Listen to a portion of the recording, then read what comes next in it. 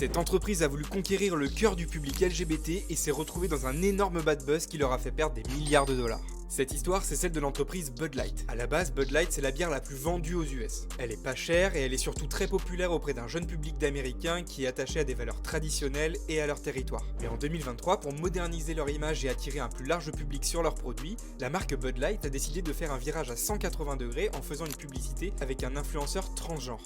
Et tu connais la suite, ça s'est pas du tout passé comme prévu. En fait, ce qui s'est passé ici, c'est que leurs clients fidèles et historiques, ils ont boycotté la marque, et vu qu'on est en Amérique, ils ont fait des tweets, mais ils ont surtout tiré sur les canettes pour exprimer leur mécontentement. Mais pourquoi cette publicité, elle a été une catastrophe sur le plan marketing?